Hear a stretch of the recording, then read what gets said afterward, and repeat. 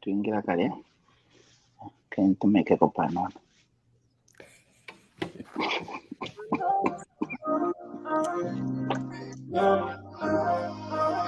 Anatia msakudala betikali chabebana ukagozi chita ulibakuza kutima mwana samalira ulimbira kunikusuru pressure singa kale excuse ukaferuka ni chimutu wananya libenzeru mamuna samalira pesa konchito panga nyumba kama madam panga banja bali bonse ni my pressure don't ever be a letdown mamuna samalira kuma mutima uli ash chibaba isaka sira liti chifuga konze kwa nae nakuma kunihuza kuti mamuna samalira.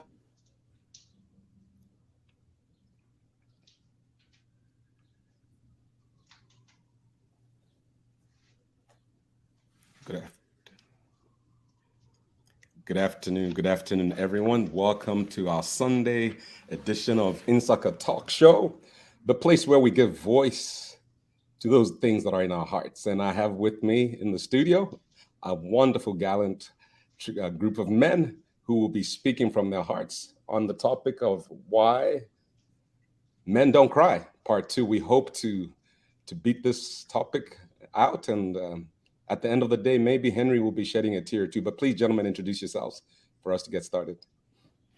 Of course, this is me here in New York, Henry Sakala Kaimbi. And this is Clement Mutambo from Silver Spring, Maryland. Thank you for watching. This is Pastor Ernest Chongo, Baltimore, Maryland. Awesome, gentlemen. And now we proceed, I believe, to our community news. Our community news this Sunday is about the funeral of the CEO of Mwape Peer Award Foundation, Mr. Mwape. The funeral is going to be this Saturday, the 6th of May, 2023, in New Jersey. For those people who are traveling, who will be attending the funeral, please refer to Oza page. Go to Oza page, you find all the details. They're all indeed. Those will be flying in, please use Philadelphia Airport. Everything is detailed on the Oza page. And please, let's send this gallant soldier with the respect that he deserves. Thank you so much. And please see you there. That's good. So, for our icebreaker, gentlemen, let's visit this space. Well, Pastor, what nicknames did you have, and do you typically give people nicknames? Okay, is that question to me, Doc? Yes, sir. Okay, great. Yeah. So my nickname, this is very interesting. I was famously known as Bonda. I was given this name by I think my friends, because like I stated last week, I talked about how I love to play soccer. So because I couldn't pronounce the ball in full, I was always trying to make sure that I have the ball. I can't bombwa, know. So because I would always cry for the ball, eventually they called me Bonda. So ball, and then they added the ND, and I Bonda. So that used to be my nickname. Well, I guess we have one crier in the room here. See, he was crying over Fimpombo way back then. So we're going to get back to you on that one, Pastor.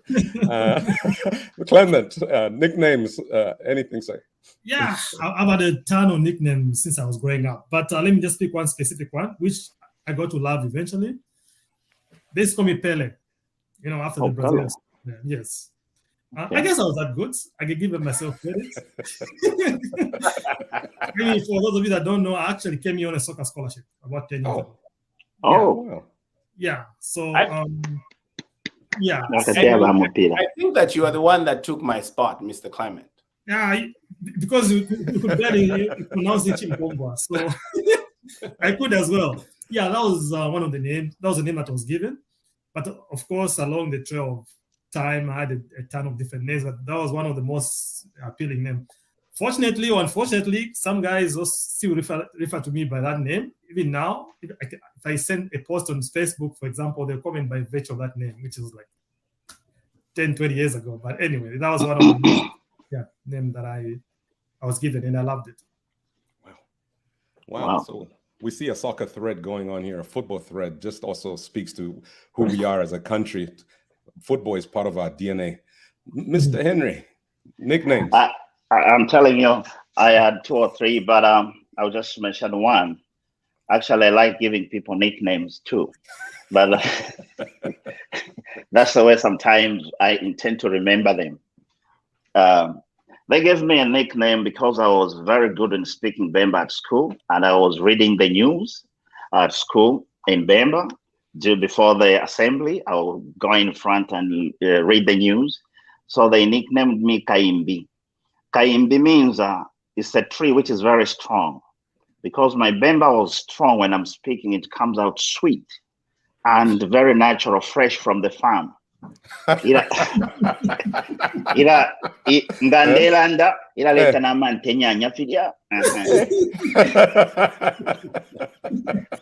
good one. So they nicknamed me Kaimbi. Kaimbi is a tree from our country, Zambia, which is very strong. So that's why the guys were calling me Kaimbi, Kaimbi. So I think I liked it. Kaimbi. Okay, in that spirit, Kaimbi. I know we're not a Bemba program, but let's sit there for a second before we proceed. Tell us of a moment where you said the sweet Bemba, maybe to a lady or someone, and they cried. You know, since your words, the Bemba is so sweet. Do you have a moment that you could take us to? Yes, Alana. I told one lady that iwe baba nakachibonse wa polapo fiengo muno apakati usuma bove. For all our viewers listening out there, that is Love in Bemba 101. To our wonderful panel, we're looking forward to this segment today where seriously we're talking about a topic that is from the heart, and we like to give voice to those things that affect us at the core as human beings.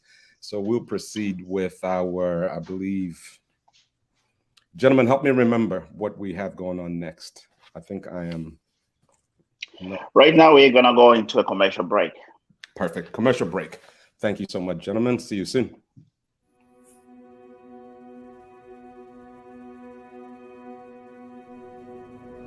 My whole life, my father told me stories about moving to the United States. He would tell me that his brother, my Uncle George, was already living here and let my father stay with him for a while. Through my Uncle George, my father was introduced to our cultural organization here in America, who helped him make connections, apply for college, find his first job, and adjust to life in a completely different culture than he was used to. The Cultural Association helped him get started on his new life. My Uncle George would bring my father with him to the annual Summer Cultural Groups Festival, and later, he would bring me. It was incredible to see so many people of all ages laughing and celebrating with food and song and dance. It brought back the best feelings of home and gave my father the opportunity to pass his culture, language, and values on to me. My father and Uncle George were very close, so when George died last year, my father wanted to honor his wishes to be buried with a traditional ceremony back at his birthplace. My father told me that because Uncle George had cultural group life insurance, he was able to afford to bring George home and have the traditional burial George wanted. Though my father had been able to honor my Uncle George's wishes, it got me thinking about my own family. One day, I'd have to make the same arrangements for my own parents, and my wife's parents as well. Of course, we would want to bring them home and honor their wishes, but it would be a financial hardship for our family. There were a lot of things to think about, even though I really didn't want to think about them at all. When my father told me about cultural group life insurance, he told me it's intended to help families when they need it the most. It's not tied to an employer, so no matter where my career takes me, I'll always have coverage. The more people who participate and the younger they are, the more it helps keep the insurance premiums down for the entire association. Because my parents have cultural group term life insurance, there will be money available to help me provide the kind of service I want to give my parents. And by joining, I can put my mind at ease and continue to celebrate our traditions into the future. With cultural group life insurance, I can worry less and spend more of my time celebrating with the people who matter most to me.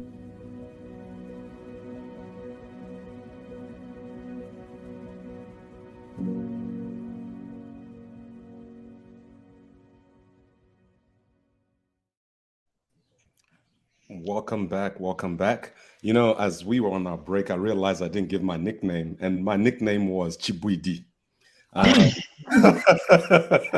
Because I used to eat with both my hands.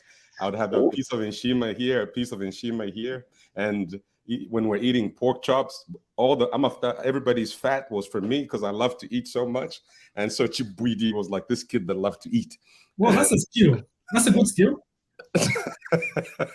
Yes. So Chibwidi, you know, as we were listening to the commercial, you know, from our sponsors, you know, they talked about culturals and, you know, sending a family back home, and it had to do with funeral expenses and stuff like that. Right. And even now, as we are reflecting on the death of Mr. Mwape, a man who made such an impact in our community, you can never, ever underestimate the power that we all have to change the world, you know, and here's a man who endeavored to do so. And for that, we salute his legacy. And please be reminded that his funeral, again, is this Saturday. If you're able to travel, as my colleague has shared earlier on, Henry, you know, please fly into Philadelphia and be with the family, not just during the funeral, but even after the funeral.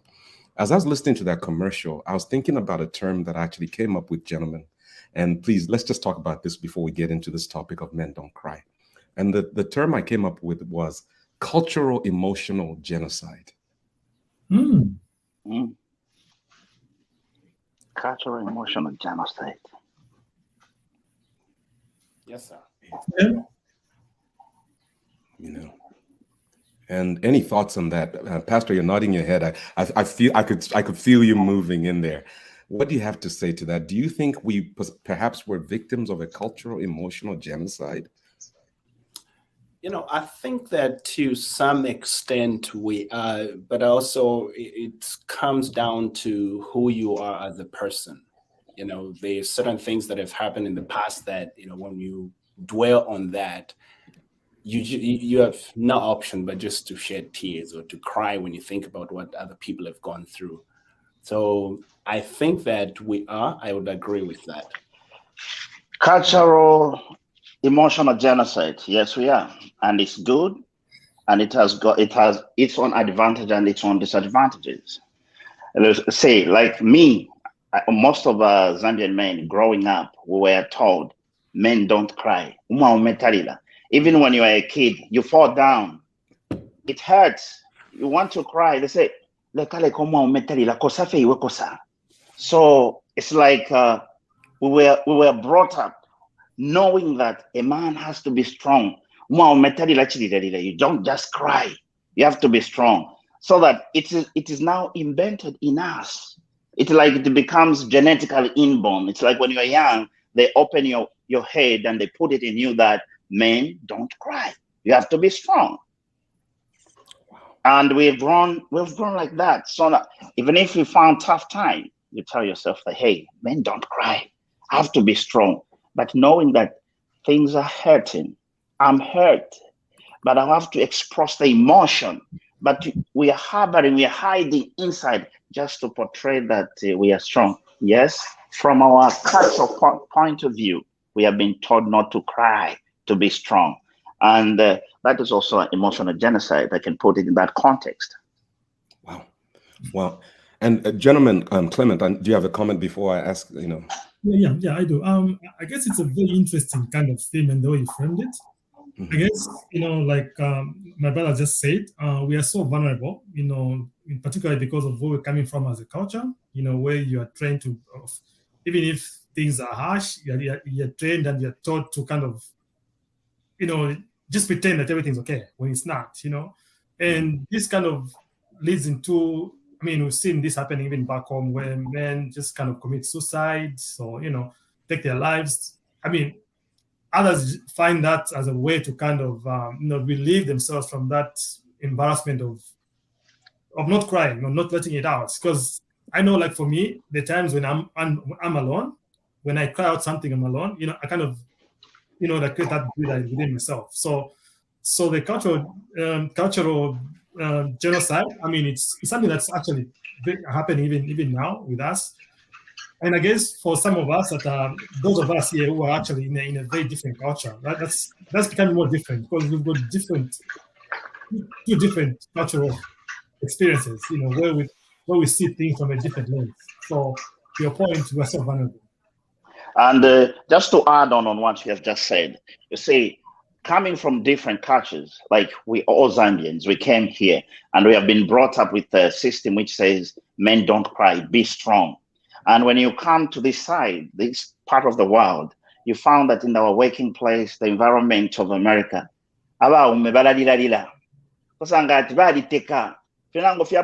too emotional. So when I came at first, you just a simple thing, they're hugging or something happened, they start crying. So I was like, we shout out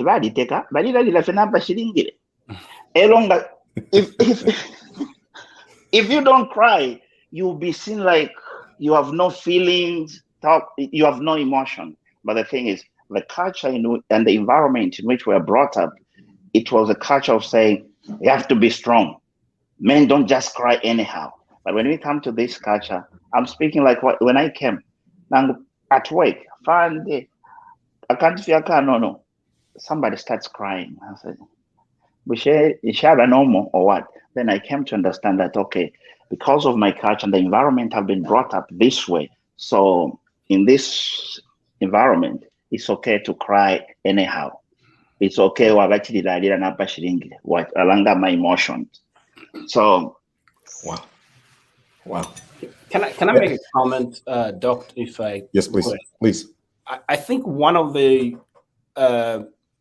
issues that we have to really define or redefine is to understand that there's a difference between emotions and the strengths that Mr. Henry is talking about, because really there is no correlation between you crying and the strengths that they talked about. When they're talking about a man being strong, I think what they referred to was your ability to be able to compose yourself. But I think last week, one of the points that I made was that we are emotional beings. And it's important for someone to be able to express the emotions so that they are not just, hidden on the inside of you. I think people are different. You find that some people can't release, and we release emotions very differently. So for those that are able to cry, I think we should be able to allow that they let that emotion come out as they're crying. That would help them, come back to the normal side of their lives. So I think that we have to distinguish between the strengths that they talked about, as well as the emotions that are captivated in the inside of you when you're crying. So making sure that we're clear, Clement, help me out if we're not on the same page, that we're clear that there's not that just because you're crying doesn't make you weak, and just because you're weak doesn't, kind of that play there, And so, gentlemen, I want to tie this back to the kitchen when we were young, and please let's comment on this. They used to say, a man not even to be in the kitchen. And to me, food is a highly emotional space as well. You know what I mean? Can you speak to that? Is there you see what I'm saying? There's patterns here of all places that are joyful, beautiful, were almost like removed from us. Kitchen, those types of things. Or to translate, a young man shouldn't be in the kitchen. Any thoughts from you gentlemen on that one? I can chime in on that. Actually, I don't know if any of you guys have ever lived in a village, which I did. I spent about a good 3-4 years. So I remember when us guys would literally go out, hunting, look after cows and all that kind of stuff. And then when they find you in a kitchen where women are, it's a problem. They'll think, well, you're weak, you're being a woman and stuff like that. But that's kind of typical village kind of life. But that also transcends into even our modern, whether Insaka and everything, all these urban places where there's still that narrative to say a man is not supposed to be found in the kitchen. And this is where all these kind of problems begin, because as a man, now, how do you explain a situation where a woman is also, having so much input as just as a man, like meeting a 50-50 kind of, input in terms of running a home. So you find that culture is still kind of contradicts what our norms should be, so to say. So, yeah.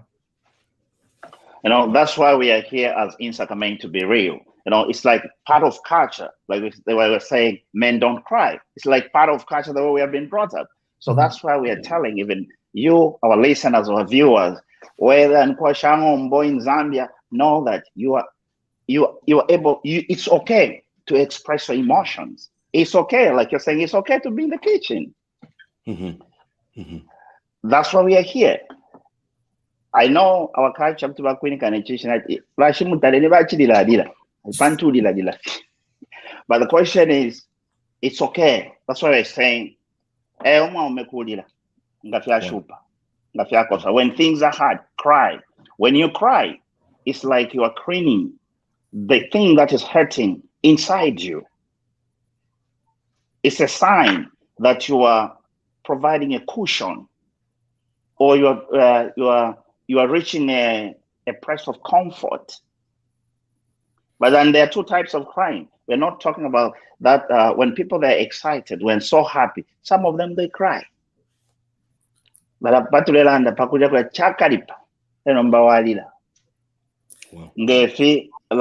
we are having a funeral on Saturday, I'll take some few pictures of men to see if they won't cry, and we'll come and share them here, so that we can attach to this topic that men cry. They're expressing their emotion.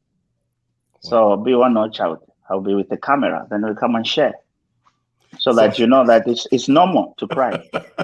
Can I just follow up question on that?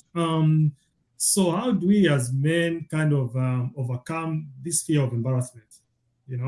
And there's financial abuse of men. We don't talk about this. Where you can be abused as a man financially, emotionally, physically.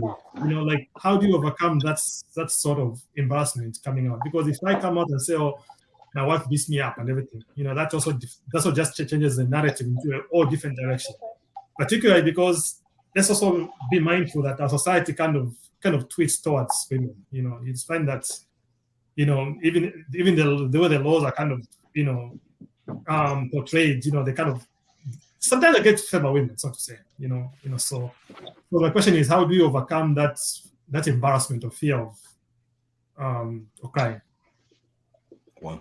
Gentlemen, before we go further, there's a book, or there's actually a TED Talk. It's 18 minutes for our viewers. It's called The Power of Vulnerability.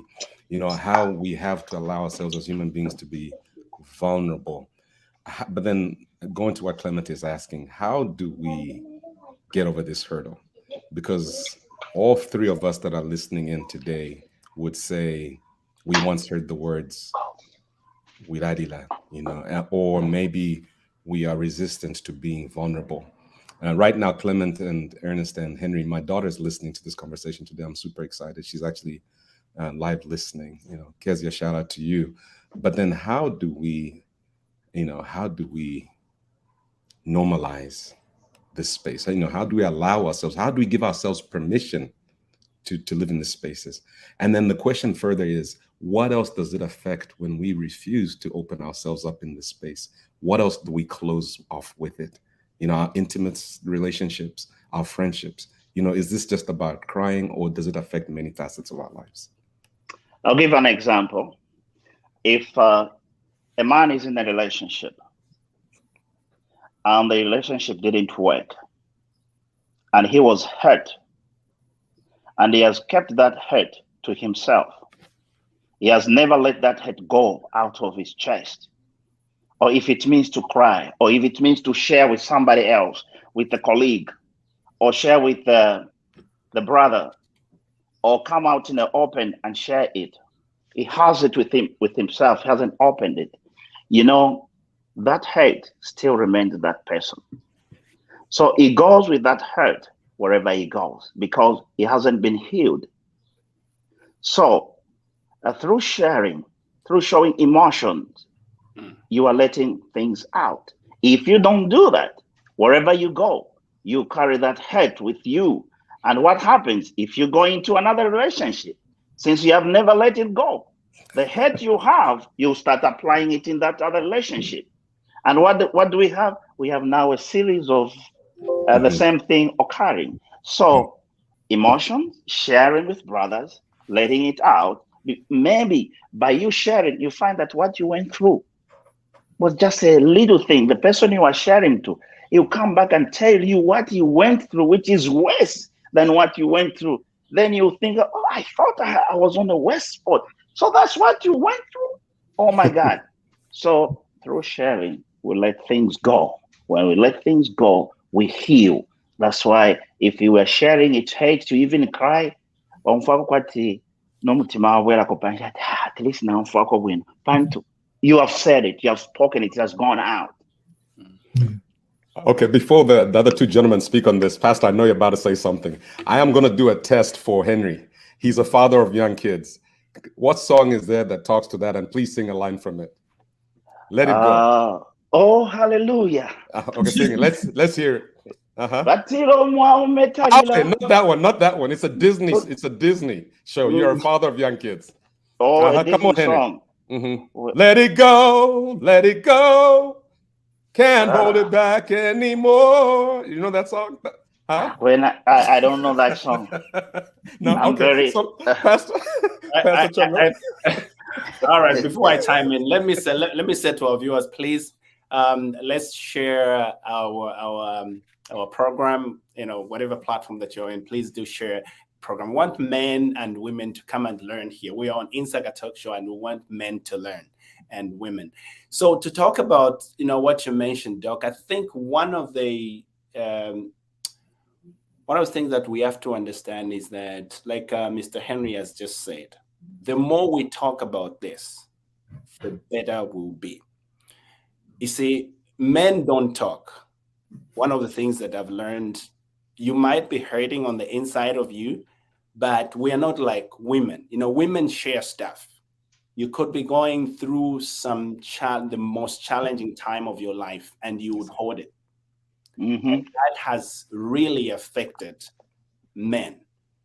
So if we could, you know, come to a place where you confide in your friend, you know, talk to them about it. This is what I'm going through. Perhaps somebody might have gone through your situation and they'll tell you how they handled it during the time they were going through.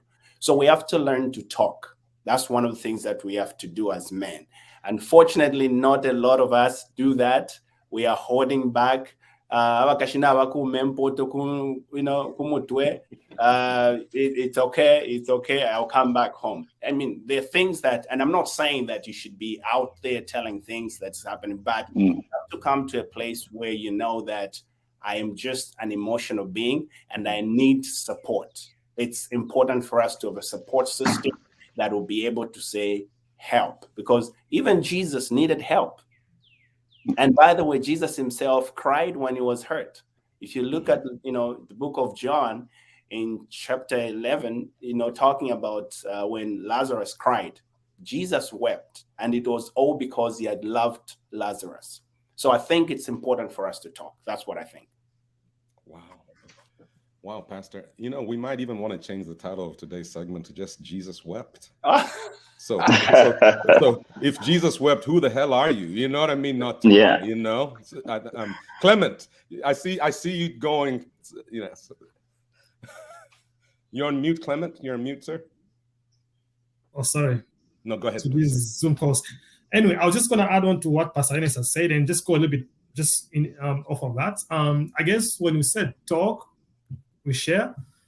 One other thing I would love to add on that is the question is, who do we share with? Because if I come to Pastor Ines as a man, he may give me that kind of advice from a manly perspective, which may still kind of brings us back to the thing of, okay, we can just handle it like this. And I guess it also be more persuasive enough to kind of share even with our friends of the opposite sex. Women. I mean, there's some women who actually who are literally trained and taught in how they can handle such kind of situations. In terms of emotions and grieving and everything. So even just besides our people we are close to, women also can play a part in sharing both from their perspective as well as that of.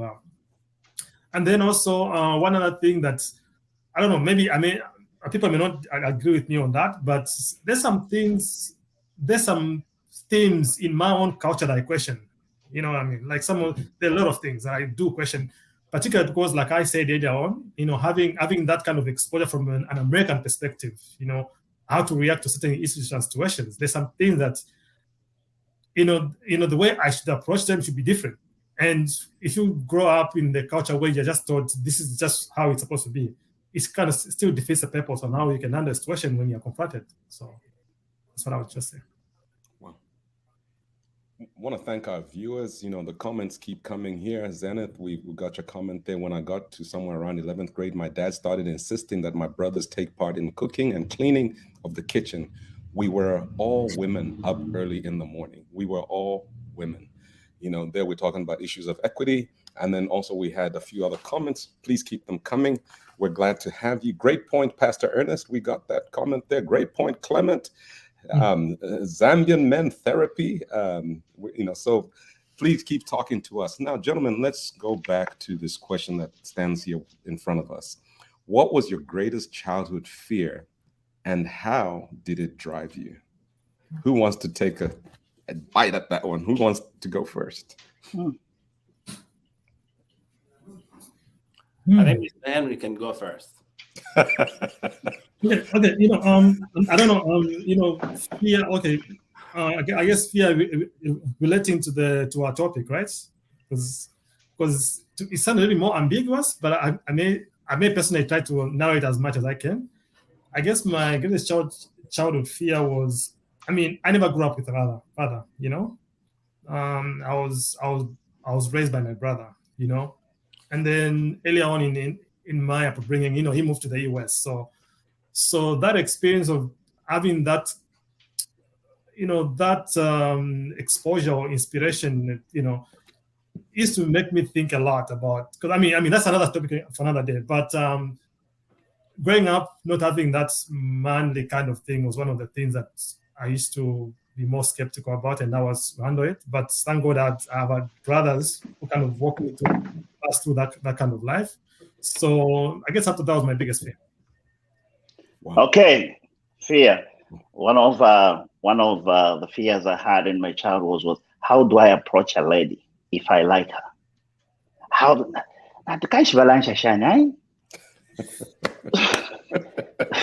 So I request your point of view. That's a good one. Henry. I'm telling you, I have that fear. Huh? Huh? So I had to ask my brother. So that fear. So my brother told me that, you know what you do? When you see a lady, just go. So I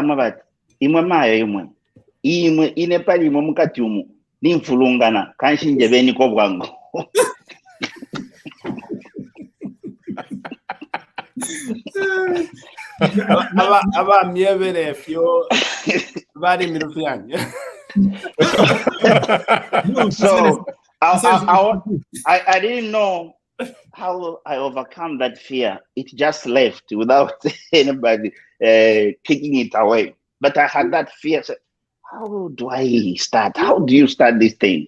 But anyway, it went away. And how did I overcome it?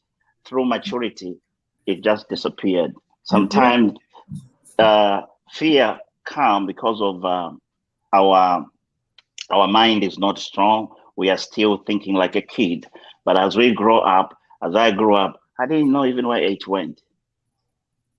Wow. Can I just one quick point? Please, Clement. I guess, in a way that you overcame that, you may not have realized it, because when you are exposed, you are confronted with that situation, right? It gives you that momentum to think outside the box and approach the, you know what I mean? Like a brother say, just go say this. The reaction, based on the reaction of that particular lady, right, gives you like that exposure and that momentum to kind of go strong next time. I guess to just a reflex. The more it confronts you, the more you know how to handle it. Wow. So, gentlemen, I think we should have a show in the future that talks about Henry's topic. The fear that I had, or maybe we'll call it Ichochintu, or something like that, By the way, gentlemen, having a good time with you. Please, Pastor, you had something to say. No, I just wanted to agree with you, Doc. And the reason is this: it's not just Mr. Henry. We still have young men out there who are still, in the same predicament as Mr. Henry. They are matured. They would want to settle down, but they don't know how to approach a lady. So we have work to do, and we still have to be talking about, because this is a serious issue that is going out there. Some guy has grown, he's settled, he has a house, he has everything, and yet just to approach a lady has been a very difficult moment. So I think we need to do that. Mr. Henry, you will have to deal with that. Wow. I'm game on. We'll just Henry tell them, approach the lady and tell the lady about you, me inside here, I'm dead. We have a comment here from our mother, Miss Sengowila. She's saying, I am a woman clergy, but God used me in Zambia to save marriages because men were willing to open up by being vulnerable. Thank you so much for that great comment. Gentlemen, we are living within our own prisons where we believe that, that it's safe to be silent, when actually they say only the mouth that is quiet stays hungry, and a mouth that speaks will never go hungry. I think, Pastor, we haven't gotten to your answer for this question, sir. I was trying to run away from it.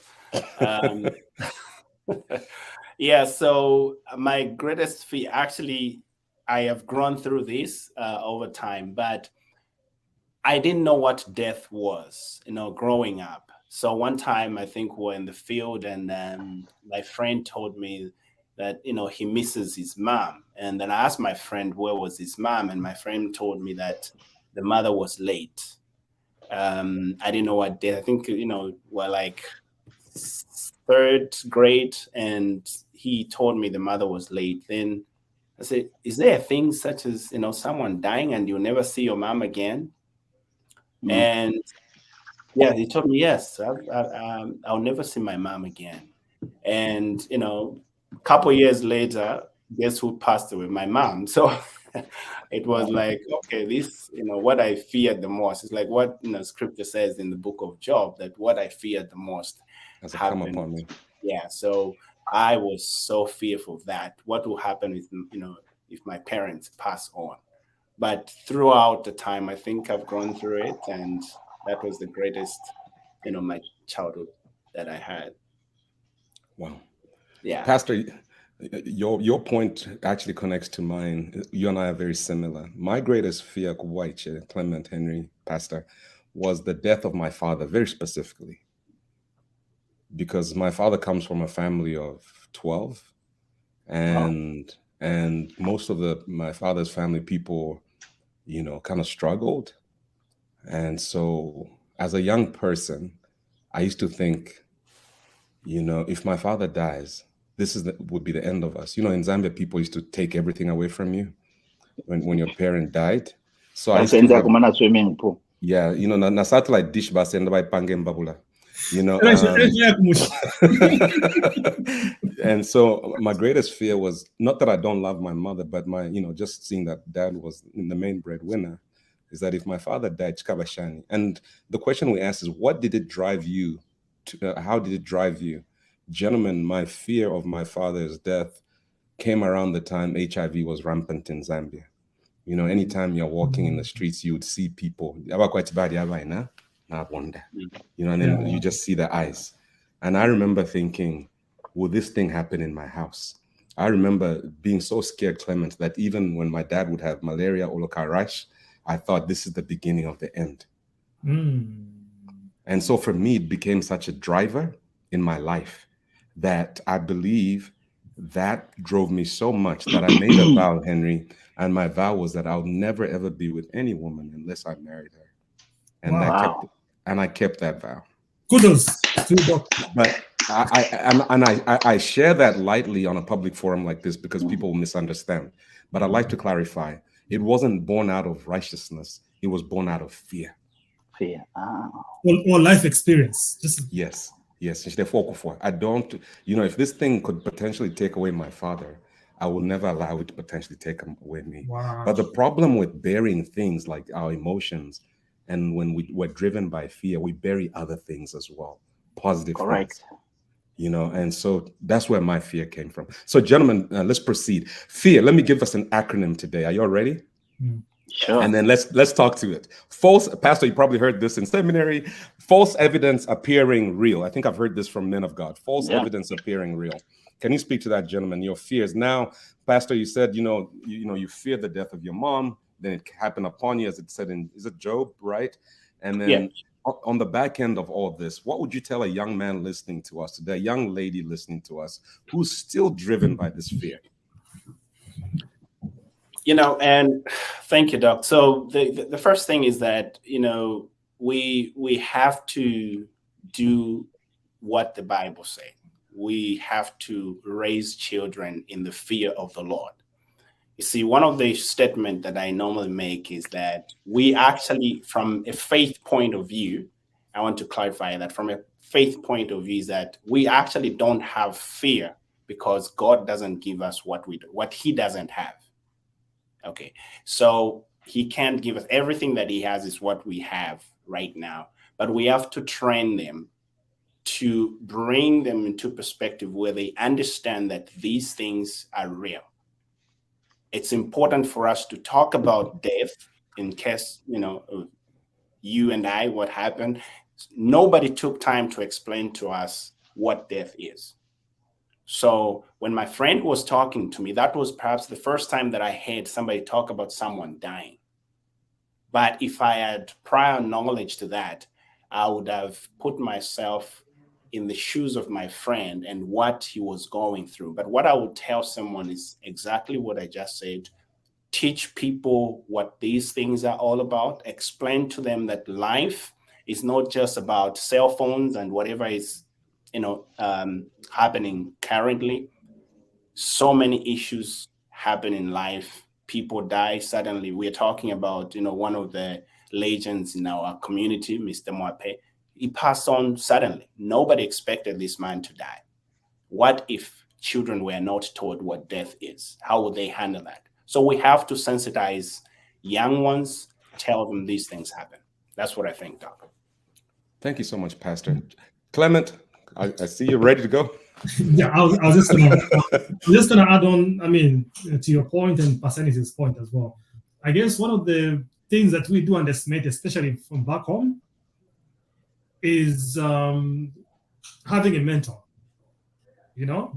I first learned of what a mentor is and the impact they may have when I was in the US, and that's maybe like 5-6 years ago, and that has impacted whether it's my academic life, my social life, a lot of things. Going back home, nobody could even advise you to say seek a mentorship. To your point, you give a very good example of the experience you had with your dad and everybody else. So imagine in a situation where you had somebody who's not actually your brother, your uncle, but just somebody outside your house, able to give you that guidance or advice from a very different perspective.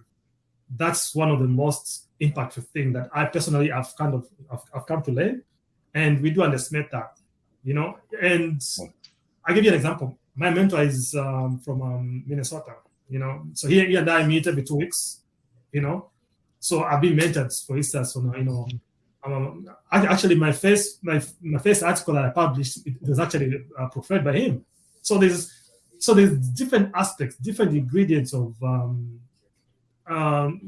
experiences that I've gotten from him, and this also brings us back to if there's a young man out there, right? He's maybe he's so much vulnerable that he or she may assume or think indulging in drugs, for example, substance abuse, may be an alternative way to kind of overcome that. That's just, so having a mentor and guidance, talk about open up to them, because if you open up so much to your mentor, they actually offload a lot of alternative ways and means in which you can be helped. I'll give you guys an example. Just less than 2 years ago, I had a back-to-back kind of, I lost my fiance, a month before we would get married. That was in 2021, and then 3 weeks before that, I lost a wonderful mother that looked out for me throughout my college life. Within 3 weeks, and then I just thought, this one doesn't love me. Like, I became literally emotionally detached to the point where I don't really say this in public a lot, but it actually impacted my work at the UN, because by then I was with the UN. I ended up leaving, and people were like, how the heck would you leave the UN? I'm like, it's something that I also didn't know what I was thinking. But I engaged my mentor a lot in a lot of conversations, some stuff that I may not open up here, and that was so much help. So mentorship is a very critical thing that we should also emphasize on. Clement, let me just tell you, today we would like to give you the award of, if we have such an award as Man of the Day, MVP, you sharing your very personal story with us today. It's such a gift. Thank you so much, sir. I believe this is what this platform should be about, not just scratching on the surface. Thank you so much, sir. Leaving a job at the UN, anyone would question your sanity. We've all been trying to get at the UN at some point in our lives.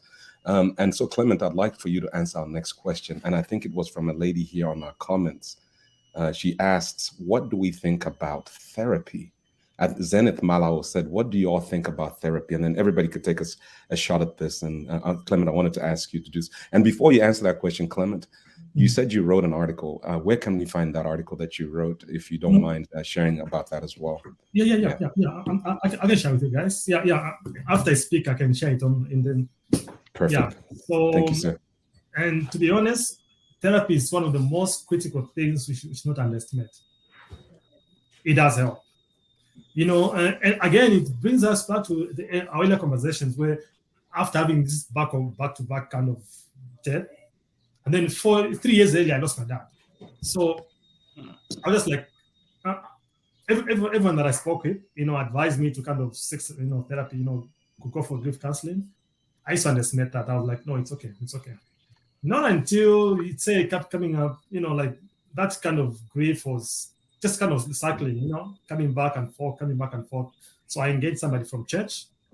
Some of the questions they were asked, one of the most interesting things I was told was that, if you ever realize the fact that when you lose somebody, right, it's just a thing of saying, oh, see you later, because tomorrow it might be you. You don't know when you're going as well. To Pasainis' point, our wonderful Mr. Mape just went to sleep and never woke up. So it's the idea of even those who kind of passed before us, any of us can go, we just don't know when. So, yeah, that was a point I was just trying to kind of. I'll share the match here as well. Thank you so much, sir. Thank you. Brother Henry? Yes, going to the question, therapy is good for both men and women, and it helps a lot. I'll give it in the perspective of, in the settings of our country. You see, when a man and a woman, they are married in the house, and they have a misunderstanding, which they can't solve themselves. What do they do? They call for elders, and they seek them. That is therapy. They're giving them guidance how to carry on. And there is another situation where you have an argument, you have a misunderstanding between you, a man and a woman. Then a man says, which means go, they give you therapy, they teach you, they treat you. But the question is, you who is telling somebody to go get therapy, have you gotten therapy yourself too? So therapy is good. It helps, it heals, it gives life. So not that if you have therapy, if you have a sungu nanguyo, if you have an akashireka, no. Men needs therapy. Men needs to to be taught. Men need to educate themselves in different angles. Like, if you're not educated on what you fear most, it will end up killing you. But once you get educated or you talk to on what you fear, you find that that was not even something you should be fearing. So, in a nutshell, therapy is the best. Wow. Wow. Yeah. Wow. Great. Do I make a comment here? It's what you said, Mr. Henry, is paramount. Therapy is simply treatment. Okay, for those of us who live in the world of psychology, therapy is treatment, and it's simply talking to someone, being able to help you to deal with the difficult situation that you're going through. And I would like to encourage all men, because again, there's this phenomenon that we've been raised up to know that you can't go and talk to someone about what you're going through. We are living in a day where people are killing themselves, suicide and all of those. Why? Because someone could not talk to a mentor. Someone would not talk to their pastor. Someone would not talk to their mom or to their aunt, whoever is available. But I'll encourage everyone, it's important for us to take time. When you're going through a turbulent time, a very difficult time, understand that someone would see your situation from a different perspective, and they'll show you or direct you or guide you how well you could handle that in order for you to heal from the situation. So it's important for us to talk to people. But Pastor, just to add on what you have just said, a best example is, remember when HIV came in Zambia or in the world, people committed suicide because they had no information. When they just hear that they're HIV positive, they think that's the end of their life, and they go commit suicide. But now look, nowadays, people have been educated. People have been talked to. People have been to therapy, just like they have been educated. When they hear they are HIV positive, they just know what to do. Wow. So that's a good point of therapy, to be educated into something, and then you know how to carry yourself. Right. Henry, you remind me of the scripts that most of us love to quote: "The truth shall set you or make you free." Correct. Hashtag Kakulwa, the truth really liberates, and I think therapy is a journey to truth. For most of us, and therapy happens in many forms. I think we need to acknowledge that, not just the formalized Western way. Sometimes grandma was the best therapist you could ever find. Oh yeah.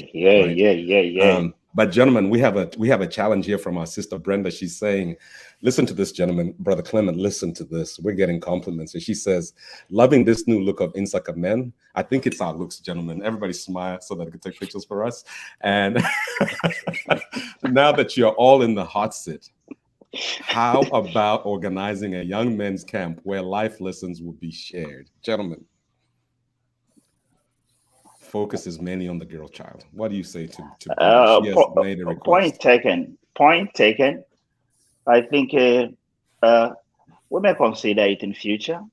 We are listening, and it's about us now to ponder about it and think about it, because we have to put all the arsenals in place. What does it take?